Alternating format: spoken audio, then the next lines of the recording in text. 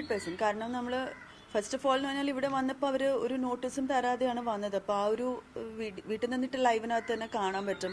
7 മണിക്ക് മുമ്പ് തിരിച്ച് എത്താൻ പറ്റുമെന്ന് ചോദിച്ചിട്ടാണ് പോണത് തന്നെ. അത് നമുക്കൊരു പ്രതീക്ഷയുമില്ല, ഇതൊരു നോട്ടീസാണോ, ഹാജരാകണം എന്നുള്ള രീതിയിലുള്ളൊരു നോട്ടീസോ ഒന്നും നമുക്ക് വന്നിട്ടില്ല. പക്ഷെ ഇന്നലെ കോടതിയിൽ പറഞ്ഞത് അത് അങ്ങനെ പറഞ്ഞു, നമ്മൾ കൈപ്പറ്റിയില്ല എന്നൊക്കെ പറഞ്ഞു. അപ്പോൾ ഇത് ഫുൾ കള്ള കേസാണ്, എല്ലാ കാര്യങ്ങളും അതിനകത്ത് പറഞ്ഞിരിക്കുന്ന കള്ളമാണ്.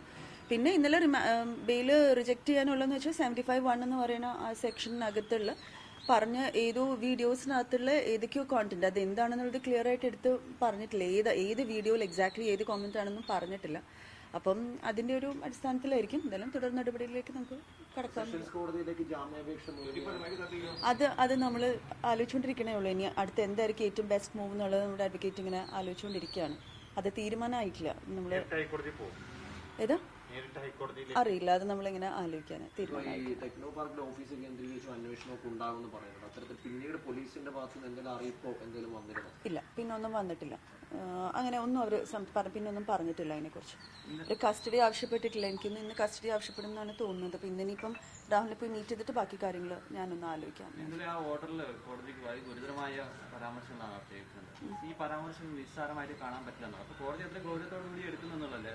പരാമർശം ഗൗരവമാണെന്നുള്ള കോടതി തന്നെ വിലയിരുത്തുന്നല്ലേ? അല്ല, ബഹുമാനപ്പെട്ട കോടതിനെ എതിർത്ത് പറയുന്നതല്ല. പക്ഷെ ഇതൊക്കെ ഒരു ജഡ്ജിന്റെ ഡിസ്ക്രിപ്ഷൻ ആണല്ലോ. എന്താണ് വളരെ ഗൗരവമായ പരാമർശം, എന്താണ് അല്ലാത്തെന്നുള്ളതൊക്കെ ഒരു ജഡ്ജിയുടെ ഇതാണല്ലോ. അപ്പം ശരിക്കും ആദ്യം ഈ കേസിന്റെ ഒരു രീതി നോക്കുകയാണെങ്കിൽ തന്നെ ആദ്യം പറഞ്ഞത് വിക്ടിമിന്റെ പേരും ഐഡന്റിറ്റി റിവീൽ ചെയ്തു എന്ന് പറഞ്ഞിട്ടായിരുന്നു.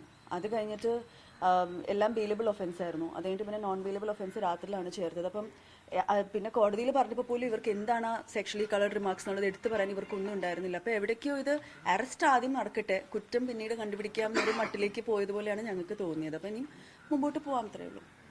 ഓക്കെ. രാഹുലിന്റെ ഈ നിരാഹാര സമരം ആരോടുള്ള പ്രതിഷേധമാണ്?